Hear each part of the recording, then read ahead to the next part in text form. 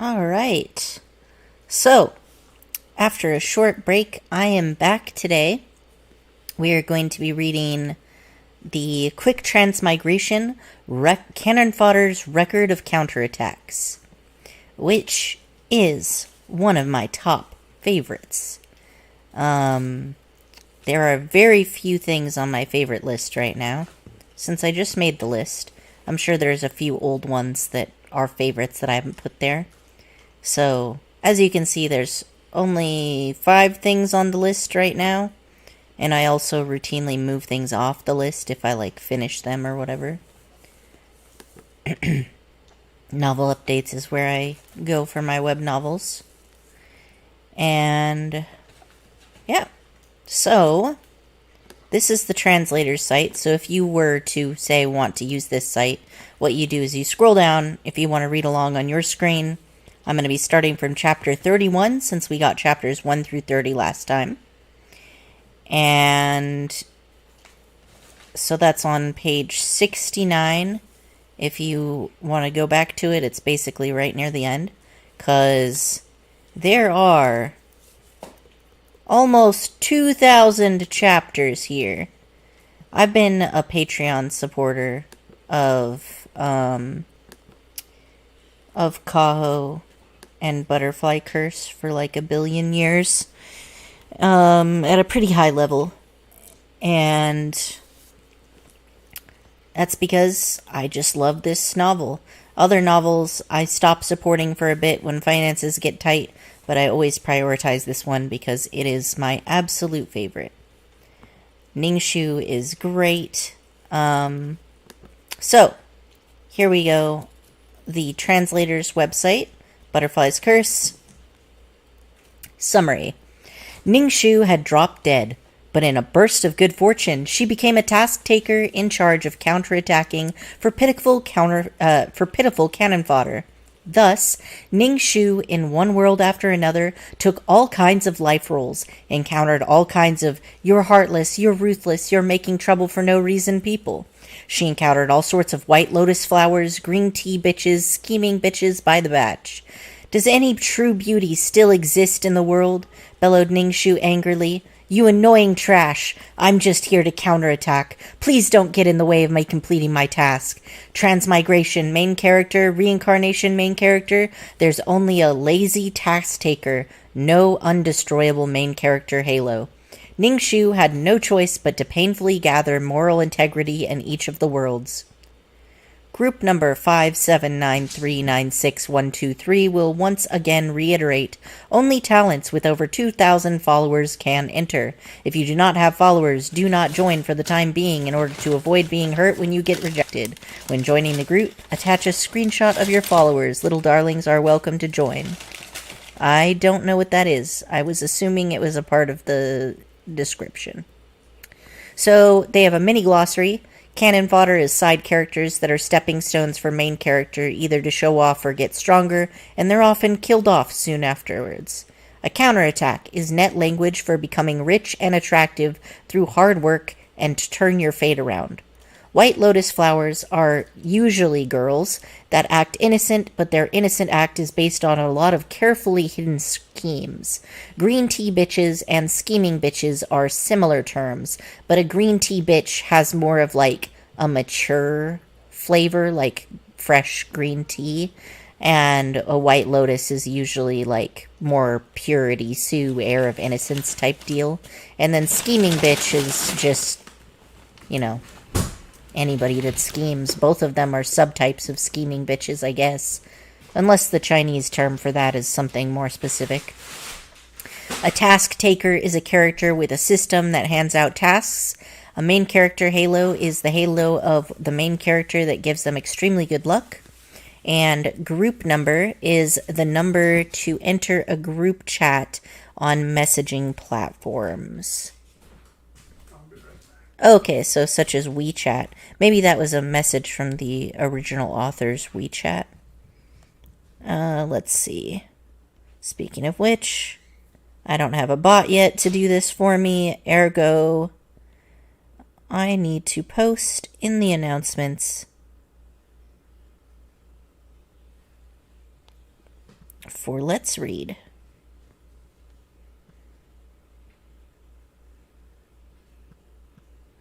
And create a thread.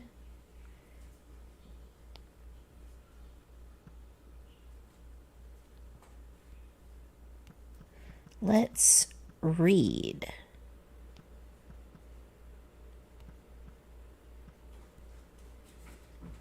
There we go. Cool. And down into the general chat.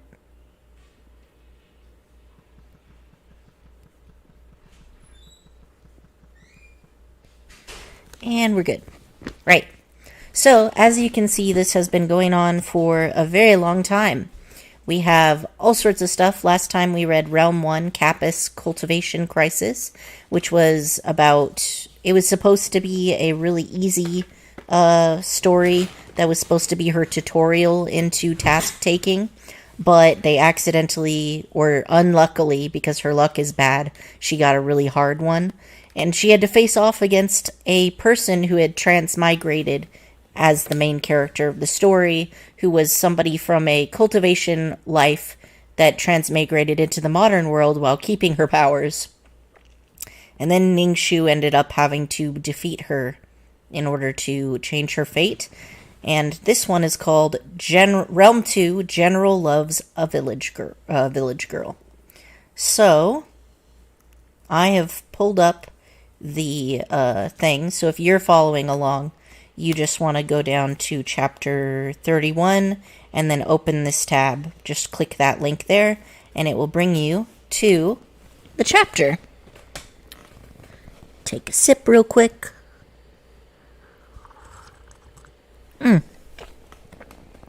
Delicious. Alright. While I read, I will try to keep the YouTube chat up, but, you know, reading can get pretty immersive, so forgive me if I miss any comments of yours. Alright. Got it up. Chapter 31. Shooting Practice Life.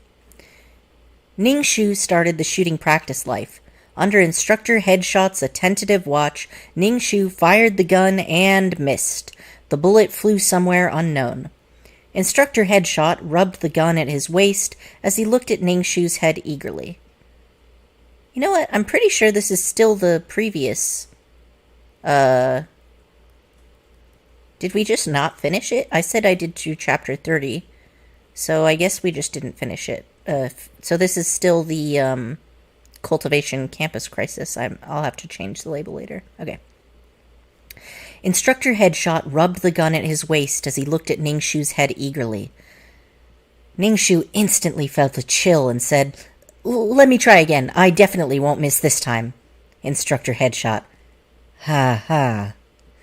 Ningxu practiced like her life depended on it. At the start, the bullets would fly everywhere. Everyone in the shooting range avoided Ningxu. It would be truly an injustice if the rookie's stray bullets hit them.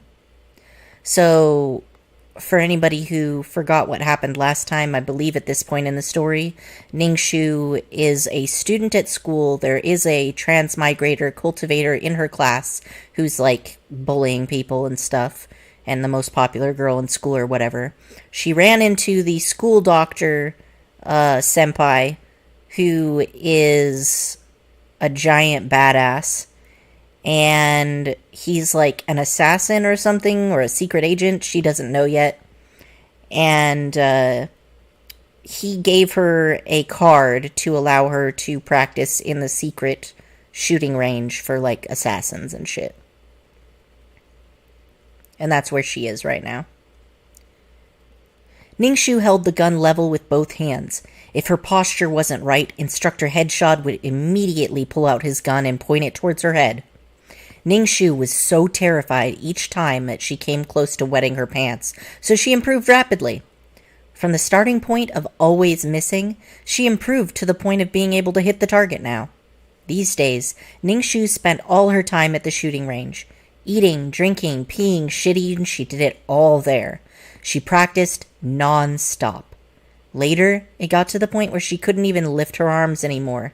She felt like she was about to become an otaku with muscly arms. However, she didn't feel any complaints about how tiring it was. This was a skill that could save her life.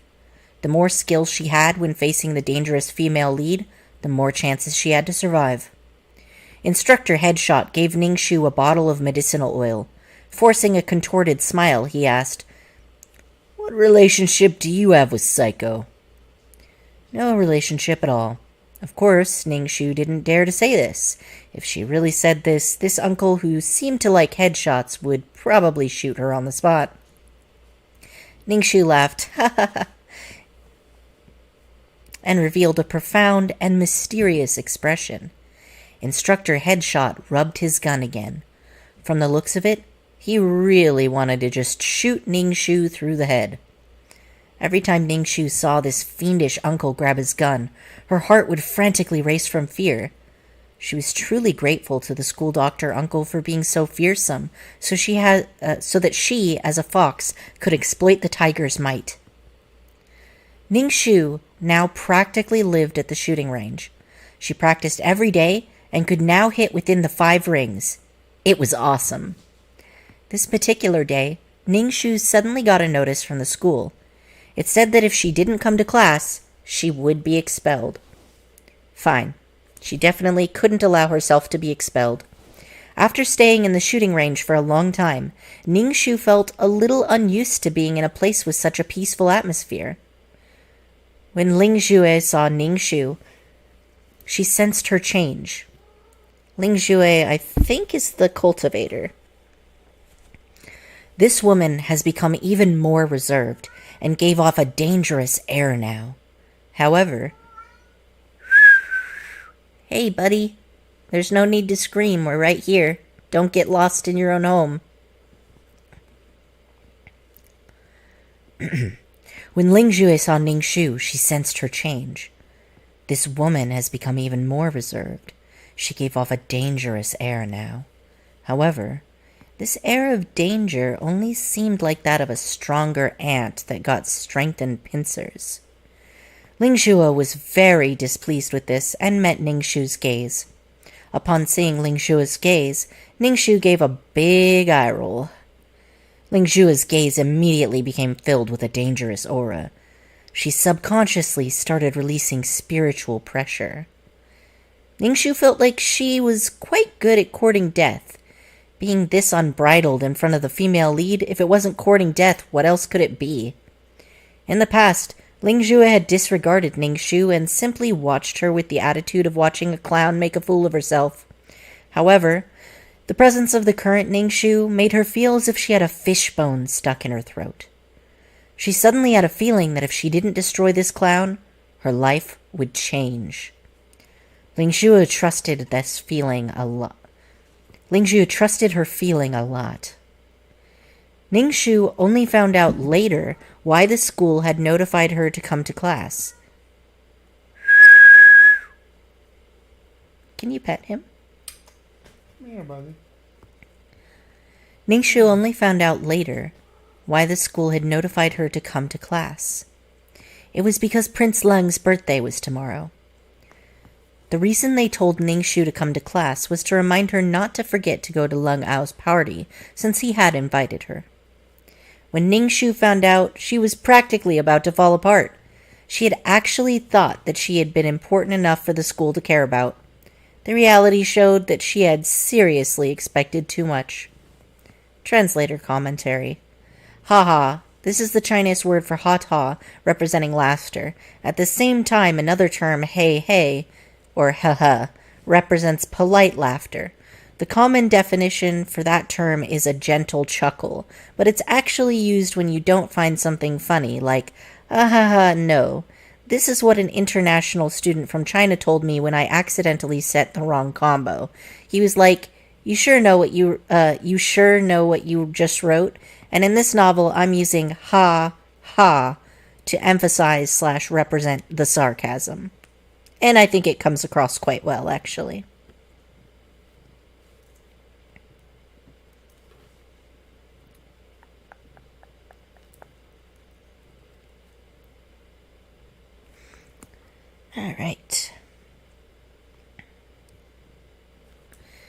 Ningshu went to the nurse's office to see the school doctor uncle.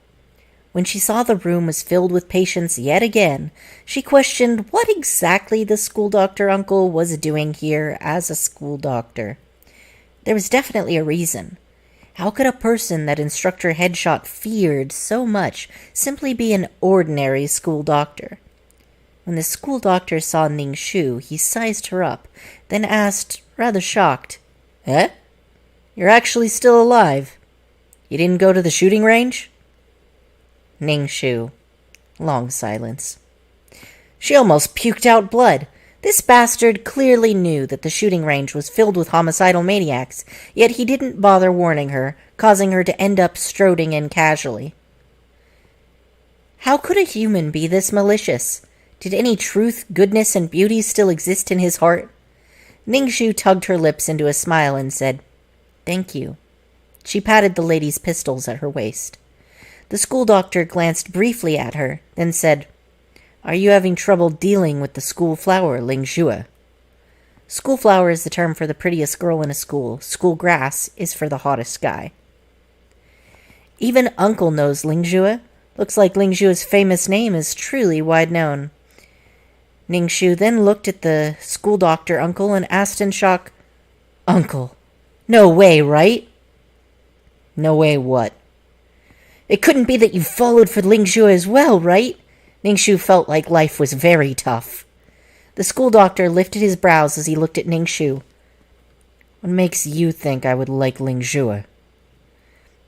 Wherever the female lead goes, males are instantly taken down. No man has hope of escaping the influence of the Mary Sue halo. Then there was the school doctor's capital. He was tall, handsome, and had a good physique. Most importantly, there was an upright yet almost demonic aura that came from him, so he was very suitable for being a supporting male lead. "Uncle, there are plenty of women in the world. What need is there to hang yourself on a single tree?" Ningshu was practically about to cry. How the fuck was she supposed to defeat the female lead if this uncle had feelings for her? She felt like she was about to fall apart. She was practically about to kneel and beg the school doctor uncle. The school doctor rubbed his forehead as he looked at Ningshu, who was wailing in despair. He stomped Ningshu's leg and crushed it hard. "Ow, fuck, ow!" Ningshu clasped her leg as she looked at the cold-hearted school doctor. As expected, she was a cannon fodder. Life was so sad. If it was the female lead crying, he would have already pulled her into his arms. Even the most useless man would have at least handed over some tissues. "Don't act this damned way in front of me. It's nauseating. Since you're ugly, don't act so pretentious," said the school doctor coldly. The author's name is made of 2 parts. The very first part is an emphasis of very, and the second part is a term with multiple meanings, one of it being pretentious. That's the author of the novel. Ningshu. Another long silence. For some unknown reason, she felt like the current school doctor completely lacked the gentle as jade feeling she got when she first saw him. Right now, not even the glasses could cover up the malicious aura in his eyes. Crap. He couldn't be a fiend wearing human skin that was trying to destroy the world, right? "How's your practice going? You can shoot now, right?" asked the school doctor uncle. Ningshu extended her hand and said with a slight tone of pride, "I can hit the 5 rings now."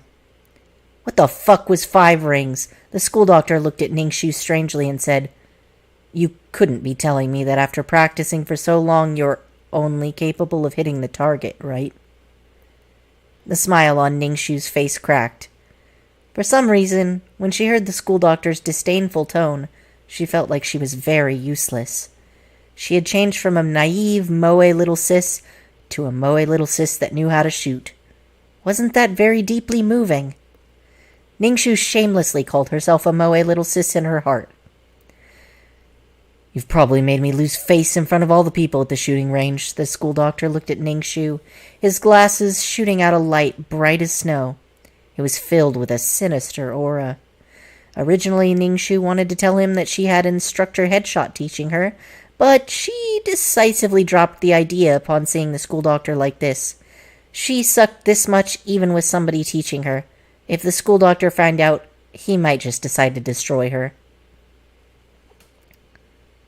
comment by the translator. If I had a name like the author, it'd be emphasized very awkward / embarrassed. Aren't we all?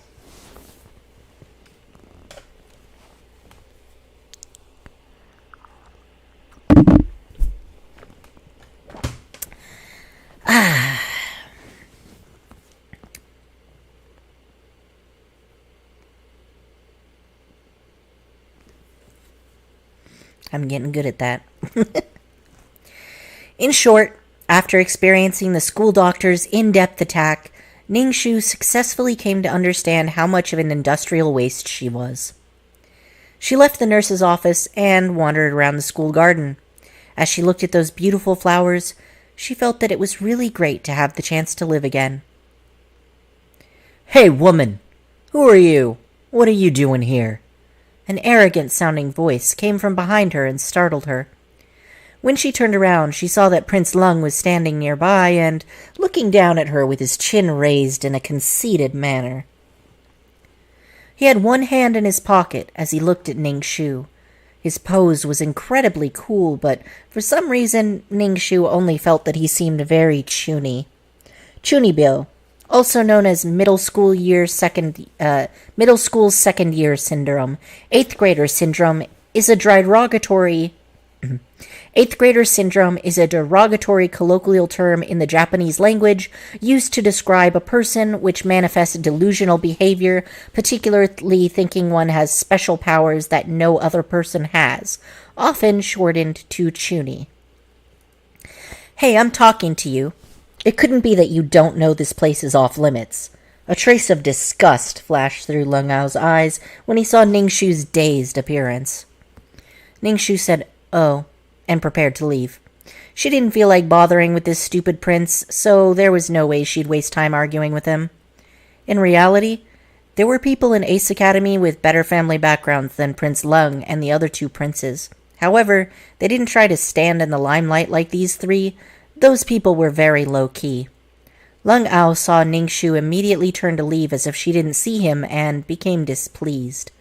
Most of the time, he was pursued by people everywhere he went. Being suddenly treated this way caused him to feel very uncomfortable. Lung Ao grabbed Ningshu's arm. However, he promptly flung her arm away as if he had picked up dog shit. Looking disdainfully at Ningshu, he said, "What kind of attitude is that?" The corner of Ningshu's mouth twitched as she looked at Lung Ao. She was cooperatively skedaddling, yet now he was stopping her with a "you've made me unhappy" expression. Ningshu was speechless. This person was mentally ill, wasn't he? What was she supposed to do when he kept causing trouble for no reason? "Are you mute? I'm talking to you!" Lung Ao looked at Ningshu with disgust. "Remember, this isn't a place someone like you can enter. You're not allowed to enter this garden or the villa over there. You better remember that, lower-class person." I would have translated that probably as like peasant or peon or something. Or maybe just trailer trash. My terrible temper. Ningshu really wanted to take out the pistol and just shoot him through the head. She had felt this body's heart start racing as soon as Lung Ao got near, and her breaths had become short. When she heard Lung Ao speak to her, she felt like she was practically about to faint from happiness. How much exactly did the original host like this stupid prince? Her body had such a huge reaction just to seeing him. Ningshu felt the happy sensation transmit from every inch of this body. She didn't want to feel it, but the sensations were still transmitted to her brain. "Yes, I'll remember. I won't approach this place again," said Ningshu, suppressing her anger. "That's right. Who are you?" asked Lung Ao, seeing that Ningshu's face seemed a bit familiar. Ningshu was about to kneel down to him. This was a case of an eminent person has a short memory, wasn't it? Not long ago he had invited her to his birthday party at Lingshu's request, yet after turning around he already forgot about it. Ningshu laughed coldly. "Ha ha." The corner of her mouth twitched. Lung Ao knitted his brows as he looked at Ningshu. Following that, he finally recalled who she was and looked at her even more coldly. "Don't you dare bother Ling Jue in the future or I'll make you regret it." "I won't ever take a liking to you, even if you call Ling Jue trouble. Even if you cause Ling Jue trouble. You should just give up, malicious woman." Lang Ao almost spat in Ning Shu's face. Ning Shu. ...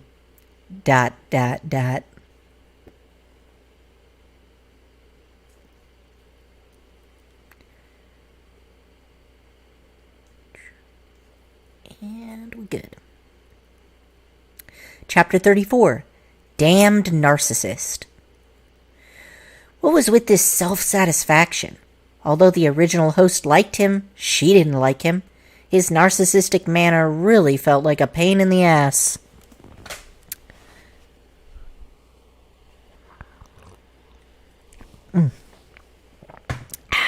Tea is great.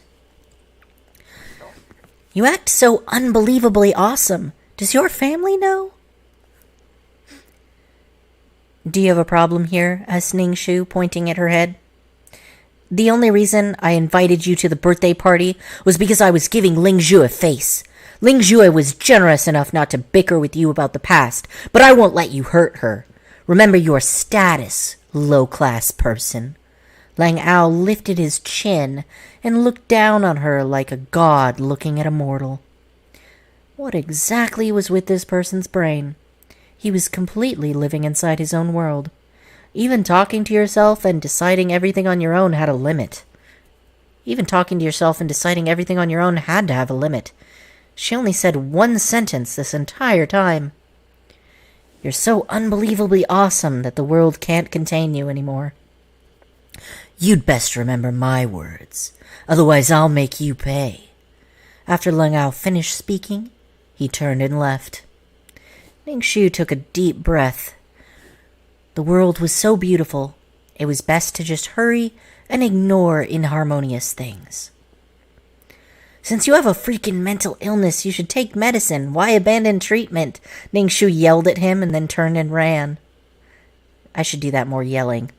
"Since you have a freaking mental illness, you should take medicine. Why abandon treatment?" Ning Shu yelled at him and then turned and ran. The next day, Ning Shu put on her usual clothing, tucked the pistol into her waist, and went to the stupid Prince Lung's birthday party. It was being held at a private club. Ning Shu walked to the entrance of the club and saw that the entrance was filled with parked cars. One after another, handsome men and beautiful women wearing expensive clothing got out from the cars. Ning Shu was conspicuously out of place in this scene. Everyone looked at Ning Shu with disdain. Some girls wearing hanfu were even covering their mouths and giggling. Ning Shu was instantly hit by the harshness of the world. An Rong got out of the car. When she saw Ning Shu, she gave her a fierce glare. Lifting the hem of her evening gown, she walked over and said with a cold laugh, "You actually came. It couldn't be that you're here to guard the doors?" Ning Shu looked at An Rong. She hadn't come to class ever since she got injured by Ling Jue. Even now, her facial color was still pale. She looked more like she was here to offer condolences for the deceased rather than to attend a birthday party. Ning Shu was speechless upon seeing that someone was actually forcing herself to come to a birthday party when she was ill. "Hey, buddy. Buddy." Alki is the type of cat that just randomly starts screaming around the house. Like, "Where is everyone? I forgot where I am. I forgot where you are. Who am I? What am I doing?" Like, he's just that type of cat. So occasionally, he's just gonna scream. And it's not that he needs anything. It's not that he wants anything. He just is confused. And he screams into the void, which, honestly, pretty relatable.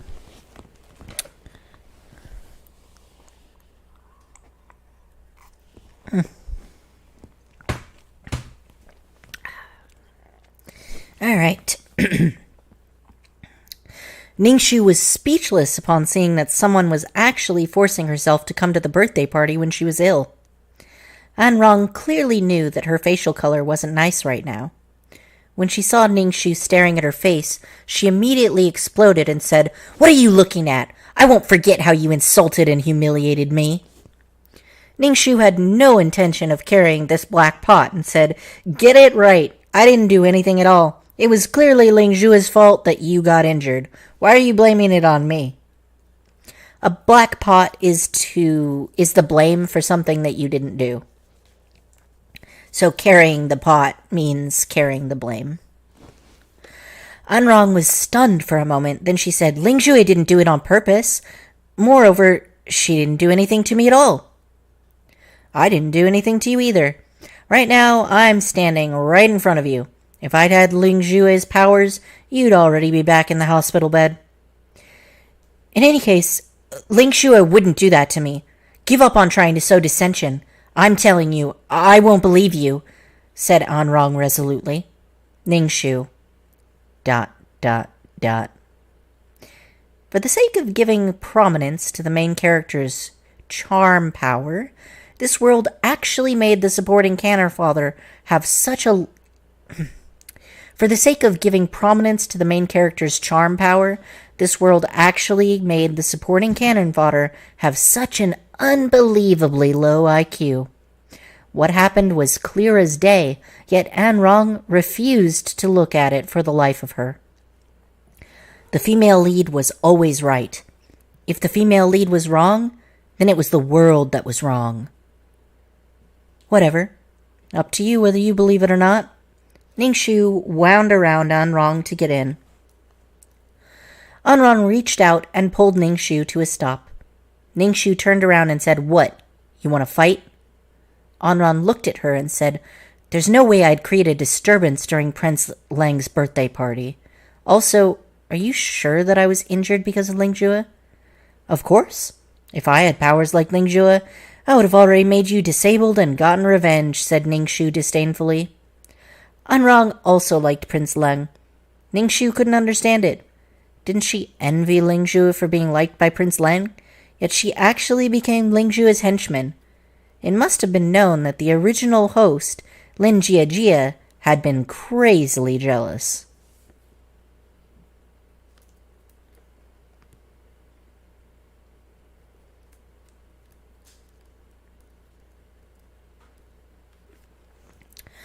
Chapter 35. Superpowers Discussion. In reality, Anrong didn't know what happened back then. All she knew is that she had kicked the desk and it had rammed into Lingzhua's back. Afterwards, she felt as if 1,000 boulders were pressing on her, that her body was being crushed. She didn't know anything after that. When she woke up, several days had already passed. When Anrong heard Lin Jiajia say Lingzhua had special powers, superpowers, the first thing she thought of was the crushing pressure from back then. "Hey, Lin Jiajia, is everything you said true?" demanded Anrong in an arrogant manner. "Hey, Lin Jiajia, is everything you said true?" demanded Anrong in an arrogant manner. Ningxu rolled her eyes and said, "Up to you to believe." After saying that, she walked into the club. The club was a dazzling sight. The main hall was filled with the graceful sounds of violin. The high champagne tower emanated a sweet and intoxicating fragrance. These people gathered in groups of 2 and 3 and chatted with wine glasses in hand. Their movements were elegant and beautiful. They didn't seem like high school students, but like the elites of society. The moment Ningxu walked in, the people that saw her clothes revealed disdainful expressions. They probably all thought that Ningxu was a rabble-rouser.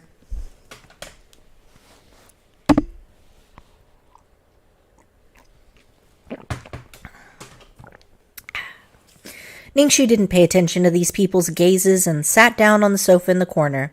She looked at the fruit platter on the coffee table. The fruits were colorful and appetizing. Ningxu picked up a piece and started eating. Ah, yeah, the taste was superb. "Hey, Do you see anyone else eating here? Country bumpkin. Anrong walked over and sat with Ningxu. Ningxu glanced at her, then ignored her and continued eating. Anrong pushed Ningxu. Ningxu turned her head and said, "What are you doing? Quit touching. It's not like we're close." Say, does Ling Shua really have superpowers? Anrong looked at Ling Shua, who was not very far away. She was wearing a black evening gown that was incomparably dazzling. Her splendor single-handedly suppressed the splendor of all others in this place. Ningxu followed Anrong's line of sight. What she saw was a figure glowing with health and vigor. All the people in the ballroom were looking at her. Their eyes contained things like envy, jealousy, and adoration. Other than the svelte female lead, who else could it be? A woman like this, with a strong self-confidence and incomparable beauty, was bound to have a lot of pursuers. The problem was that there would also be a lot of cannon fodder struggling beneath the female lead's boot. Svelte is an adjective for a person that means slender and elegant. It was to the point that they wouldn't hesitate to offer up their souls to ask for a counterattack. Ling Shui doesn't seem like someone with superpowers, said Anrong. However, she felt like it was true due to her injury. Ningxu rolled her eyes. Who knows what Superman is Superman before he transforms? Is a superpower something one can just see? Anrong was angry but couldn't refute, so she said, "Can't you talk nicely?" Ningxu rolled her eyes, not bothering to be polite at all. At this time, the entire ballroom quieted down. There was only the elegant sound of the violin. The god of longevity, the idiot prince, walked out in a very cool manner. The god of longevity is the god of longevity, but it is also used to talk about an elderly person whose birthday is being celebrated. Ningxu disliked Leng Ao for all sorts of reasons, the biggest one being this body's reaction. Whenever she saw Leng Ao, this body would make her feel like throwing herself into his arms. It was seriously annoying. When Anrong saw Leng Ao, an expression of adoration and yearning appeared on her face. A blush even added color to her pale face. Leng Ao looked at the Ling Jue in a very gentlemanly manner. Bowing, he extended his hand to ask the female lead Sama to dance. Ling Jue, in a rather haughty manner, placed her hands in his, and then they slipped into a light and graceful dance. Afterwards, everyone just watched these two dance.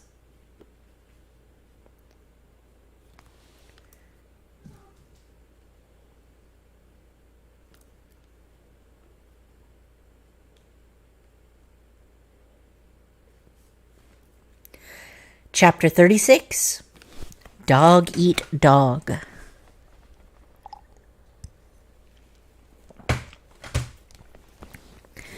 Sadness appeared on Anrong's face as she watched the two people on the dance floor. She spoke in a downhearted tone. Only someone as perfect as Ling Jue is good enough to be a match for Prince Lang.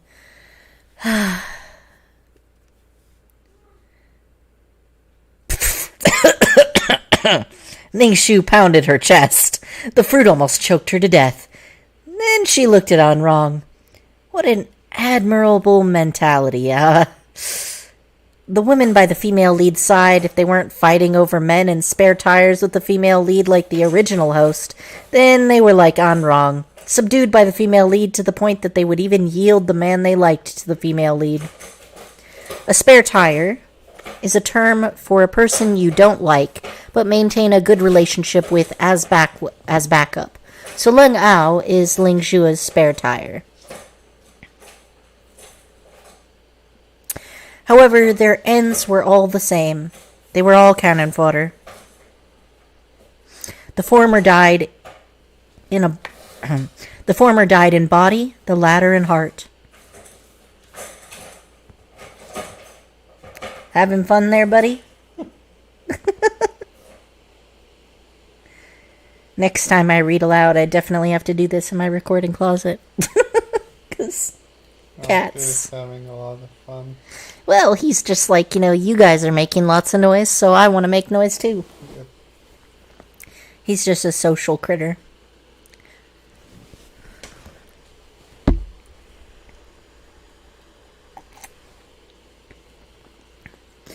After dancing with the girl he liked, Lang Ao looked practically about to ascend to heaven and become a celestial. His innocent appearance was as dumb as physically possible. Not even Ling Zhu's breathing was affected by the dance. She took a glass of red wine from the tray in the waiter's hand and took a sip.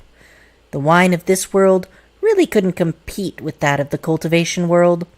Not only did it not have a trace of spiritual energy, drinking more of it actually contaminated the body.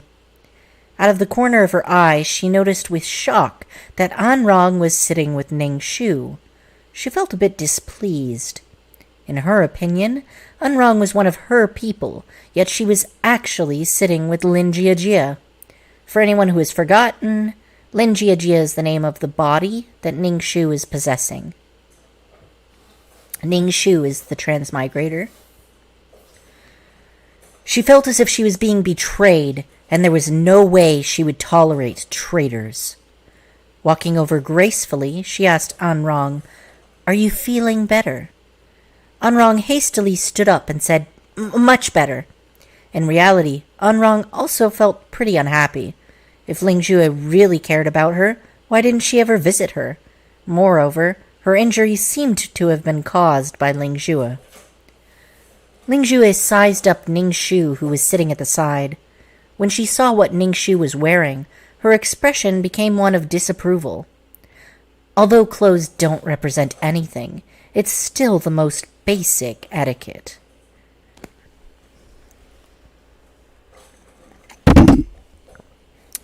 Ning Shu was almost convinced by the female lead, but she said, "You know that I'm an orphan. I don't have money to buy clothes.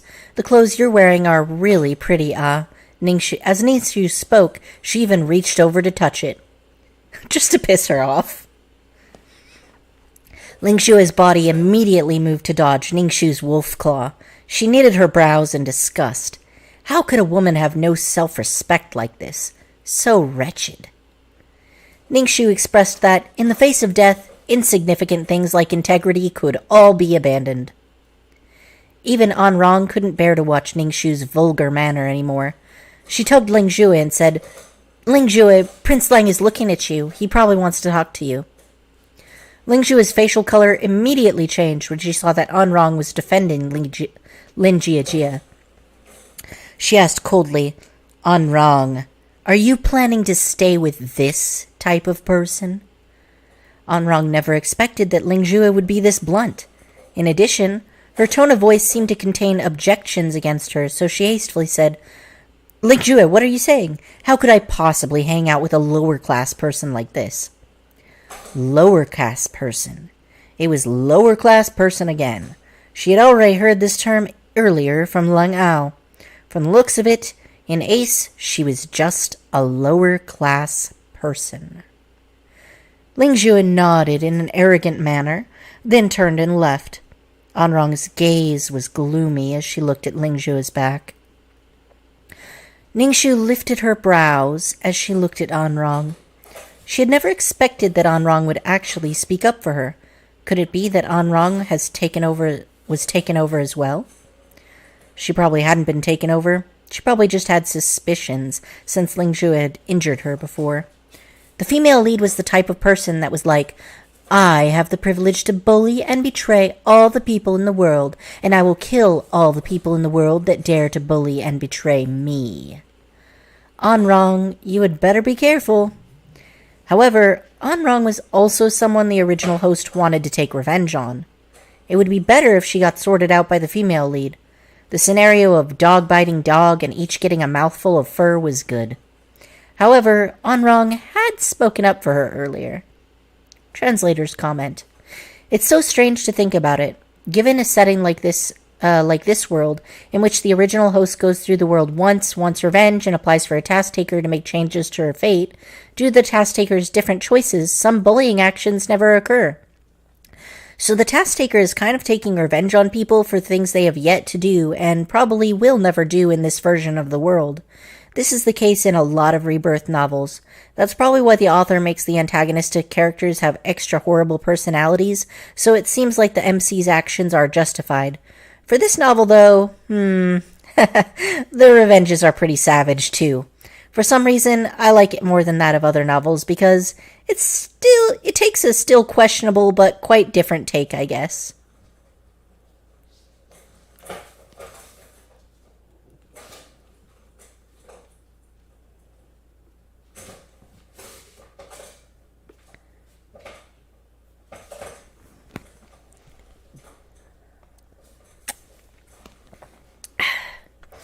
Chapter 37.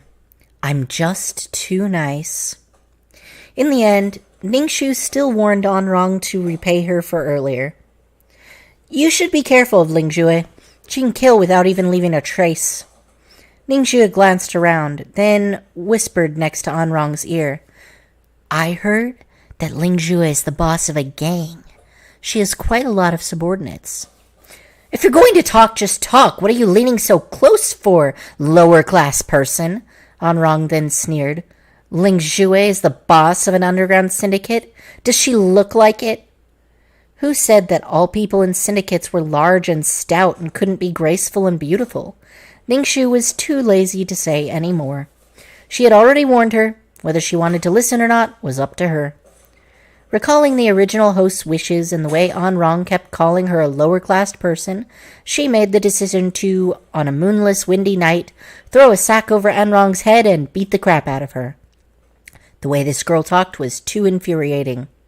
As Ningxu ate, she soon saw a pair of black shoes stop in front of her.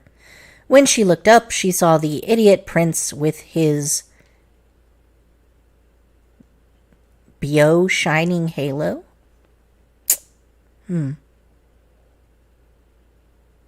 She saw the idiot prince with his big shining halo. Let's just go with that. Probably a typo. Leng Ao looked at Ningxu.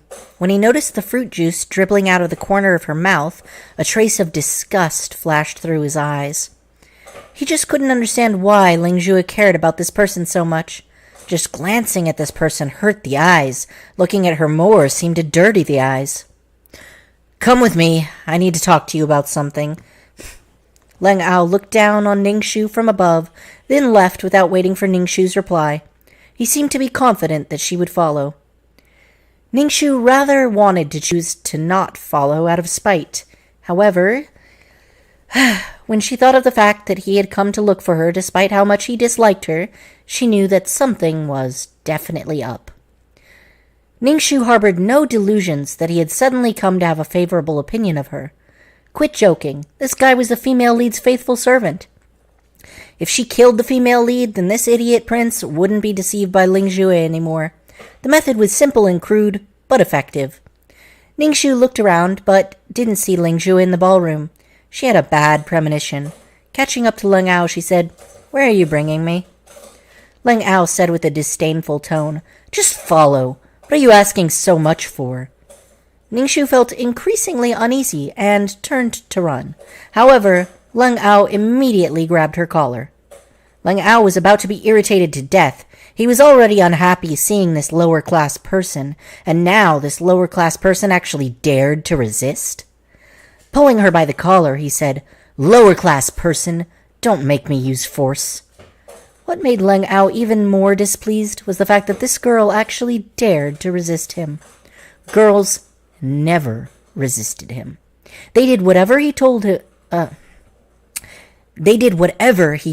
to, and a single glance from him was enough to cause them to be elated. Don't test my bottom line and don't try to gain my attention by acting uninterested. I'm not interested in you, said Leng Ao between gritted teeth. From the looks of it, he was at the end of his patience.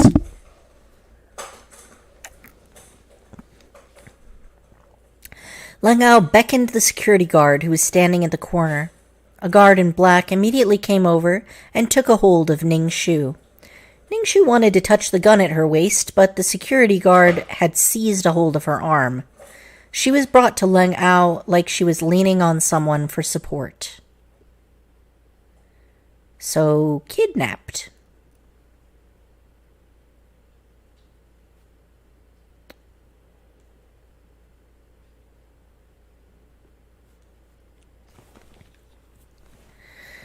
Alright, Chapter 38.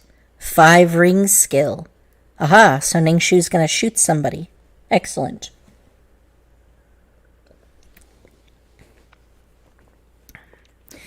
Ningxu was brought to a room behind the ballroom. Leng Ao opened the door and pulled her into the room. Lingjue was inside, sitting gracefully on the sofa. When they came in, she swept a glance over Ningxu. There were 2 other people in the room. It was the other 2 princes in the 3-people set. Ningxu barely had any impression of the 2 princes. Right now, seeing them sitting together, one on Lingjue's left and the other on her right, it made Lingjue look like a queen. Ningxu was thrown onto the ground. She hastily got up and patted the dust off her body. Actually, there wasn't any dust at all. Her motive was to touch the gun concealed in her clothes. When she felt the gun, she became much calmer. Lingjue smiled toward Leng Ao and said, "Please go outside. I want to talk to her."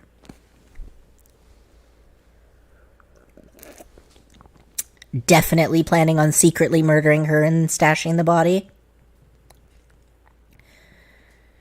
The 2 princes next to Lingjue got up. Ningxu glanced at them and saw that their expressions were dazed, as if they had enjoyed some pleasant experience.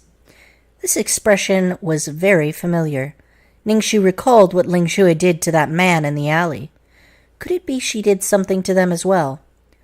Leng Ao shot Ningxu a warning look and said, "You'd better not hurt Lingjue, otherwise I'll make you die a horrible death. Don't doubt my abilities." Ningxu really wanted to puke a mouthful of blood on this idiot's face. What could she do to Lingjue? The question right now should be, what Lingjue was going to do to her. The 3 princes left the room and carefully closed the door behind them, leaving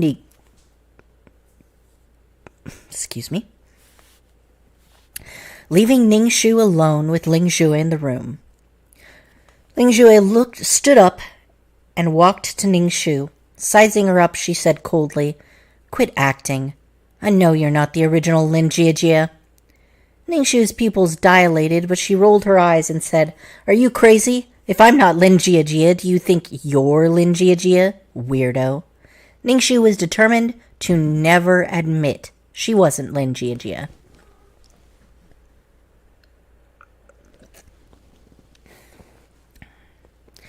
"You act tough. Let's take out your soul and see if you really are Lin Jiajie." As Lingjue spoke, she reached out towards Ningxu's Sky Spirit Channel. Sky Spirit Channel is an acupressure point that appears in Zanzia novels that's involved in cultivation. Ningxu was stunned. Fuck! How could the female lead have abilities that were in such defiance of the natural order? No matter what, she couldn't let her soul be pulled out. Ningxu immediately dodged the hand. Rolling back to the ground, she pulled out the gun from her waist and pointed it at Lingjue. Upon seeing that the little clown had actually pulled out a gun, Lingjue was a bit stunned. However, she soon recovered and said coldly, "As expected, you aren't the original Lin Jiajie.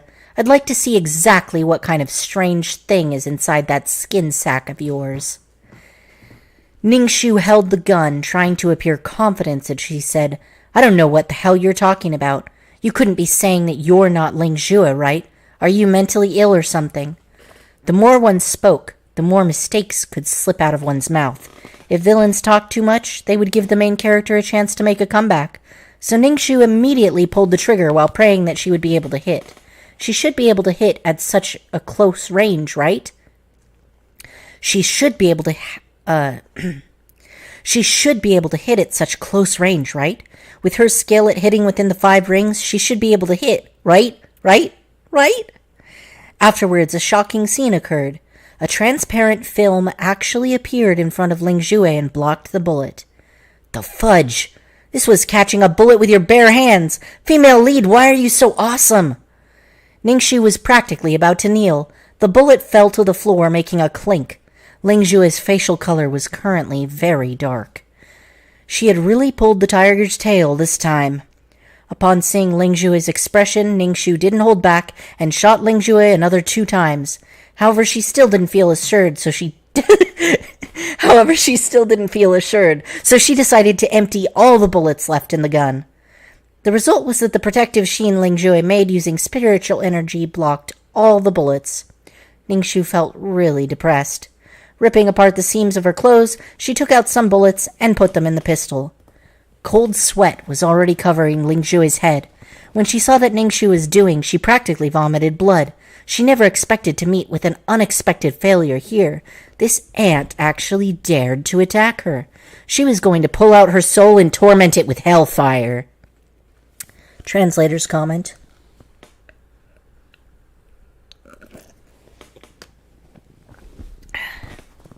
The author made a typo in this chapter that got me so excited for a moment before I realized it couldn't be right.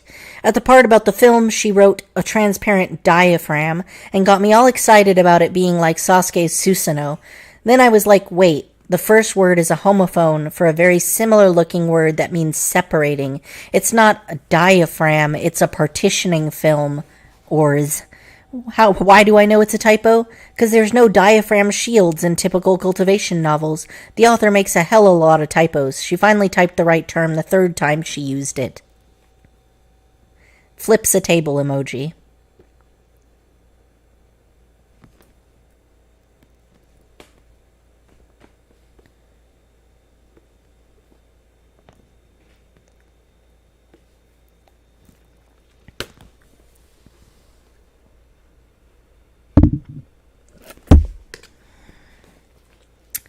Chapter 39. More shooting practice. Ningxu and Lingjue stood in confrontation. After reloading the gun, Ningxu pointed it at Lingjue again. Lingjue's face was pale as she moved the spiritual energy in her body to block the bullets. The spiritual energy in this world was thin to the point that it was hard to imagine. As of now, the spiritual energy she had accumulated for such a long time was already gone. Her dantian was clean and empty, and even her meridians were starting to hurt. It was truly the case of the tiger falling to the plains and being bullied by a dog. In the past, she could have dealt with this sort of thing with a flick of the sleeve. How could she possibly have as much trouble as now? In addition, she couldn't move at all. If she moved, she would have to form a new shield, and she already didn't have any more spiritual energy. You truly are seeking death. Lingjue's dark voice came out between gritted teeth, carrying an intense, murderous aura. Ningxu pressed her lips together. She knew she had totally infuriated the female lead this time, but she didn't regret it. It couldn't be that she was supposed to stretch out her neck obediently when Lingjue wanted to pull out her soul, right? That soul was her everything.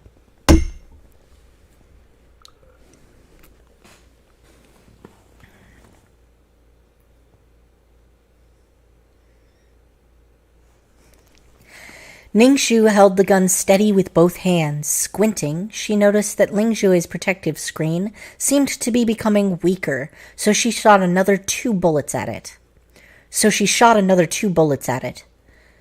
She suddenly felt like she was shooting at a target since Lingjue was standing still for her to hit.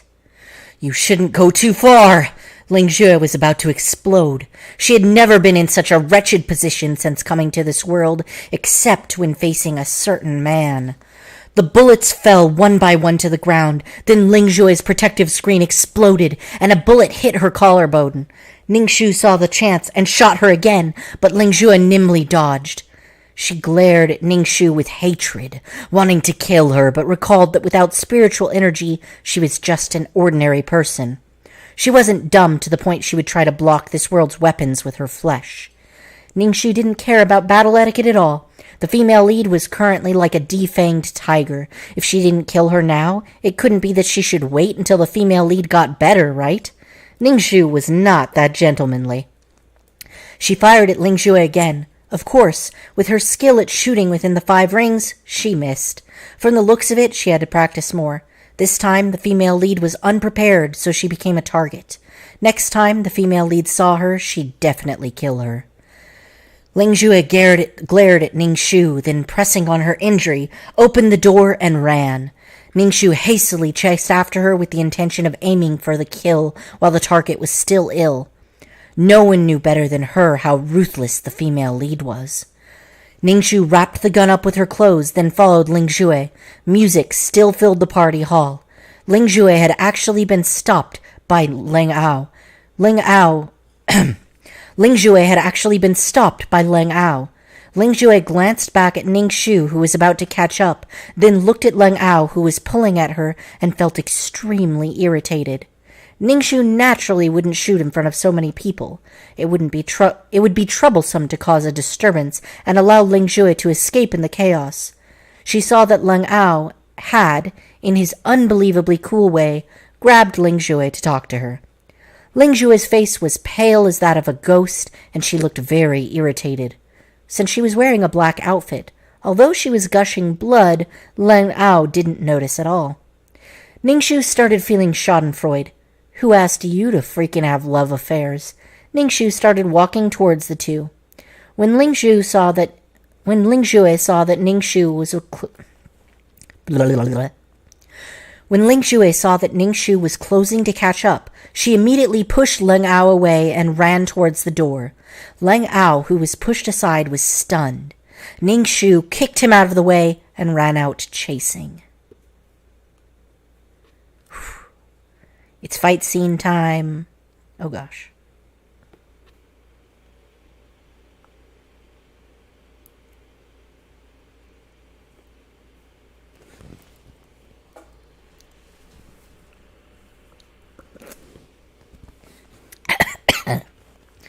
Chapter 40. Heavy Taste. Ling Jue glanced at the woman that kept chasing her. The heavy feeling in her heart and the pain from her chest infuriated Ling Jue. She felt like she had returned to the cultivation world. This was the feeling of being hunted. She felt completely helpless. Ling Jue vowed that in the future she would definitely kill all of the jumping clowns that appeared in front of her without mercy. Today, she had gotten bitten by an ant. Ning Shu could only thank the Lord that she had learned Taekwondo and improved her constitution. Otherwise, running a marathon with the female lead like this would be a crazy challenge. Suddenly, a car blocked Ling Jue's way. Ling Jue became on edge. She didn't know if this was an enemy or a friend. Ning Shu, who was behind her, immediately stopped and turned to run back instinctively. Generally, when the female lead encountered difficulty, a person of high rank would appear to save her. The female lead's savior was here, so she was about to be out of luck. There was no way her skill at shooting within the 5 rings would be enough for her to challenge someone to a gunfight. As Ning Shu expected, when she turned back, she saw a man get off the car and shoot at her. Without any regard to her image, Ning Shu immediately dropped down so hard her chin cracked against the ground. Then she hastily scrambled to her feet and ran off.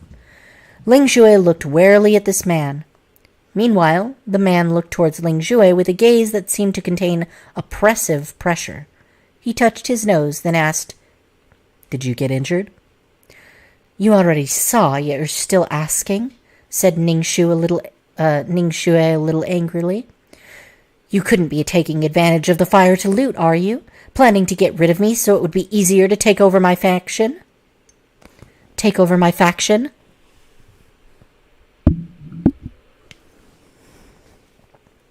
The man laughed, then lifted Ling Jue in a princess hold and threw her into the car. He started the car as he teased Ling Jue. The queen of the night actually got injured by such a little girl. Ling Jue pressed her wound. She was in severe pain, so when she heard him mock her, she said fiercely, "Shut up." Ning Jue watched from her hiding place as the car drove off, then gave a long sigh. From now on, she would have to watch out for her life at every moment. After suffering such a loss, Ling Jue was probably going to rip her limb from limb. Beep beep. The sound of a sudden rapid honk startled Ning Shu. She looked towards the car next to her. The car window was open. The person driving was the school doctor uncle. "Get in," said the school doctor, and Ningxu immediately got into the car. The school doctor then started the car, and it sped off like it was trying to fly. "Can't you go a little slower?" Ningxu almost shrieked. When she turned around, she saw the... "Can't you go a little slower?" Ningxu almost shrieked. When she turned around, she saw that the school doctor was wearing a black windbreaker again. She practically didn't know to even comment anymore. "Is this the car?" the school doctor asked, looking at the car in front. Ningxu was surprised and asked, "What?" "The car Ling Zhua got on." The school doctor looked at Ningxu with a very cold-hearted gaze, as if he was about to deal with a useless piece of trash. Yes, that's the car," said Ningxu.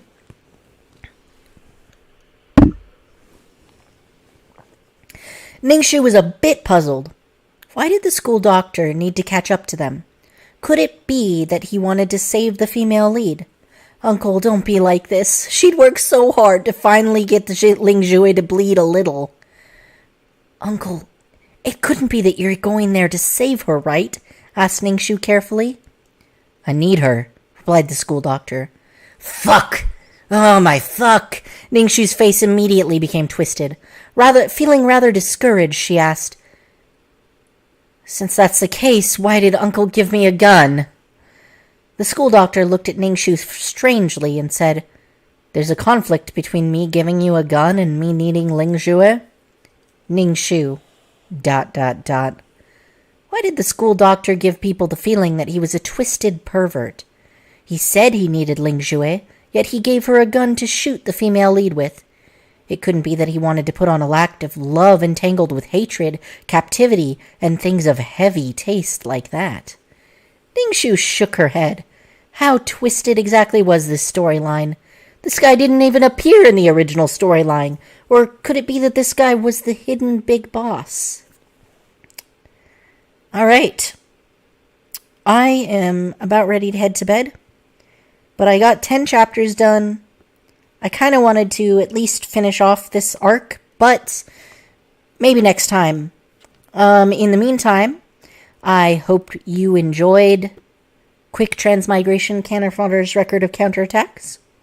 In the future, I may edit these and make them nicer and then create a more published version, but that is contingent upon my health, which has been bad.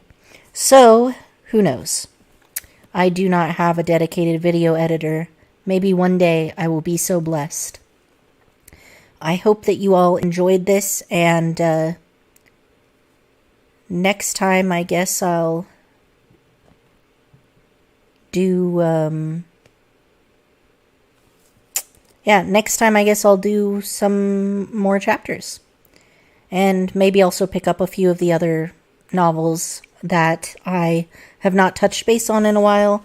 I know somebody commented on Transmigration with QQ Farm. I have not read that one in a while because I felt like it was kind of dragging on. But,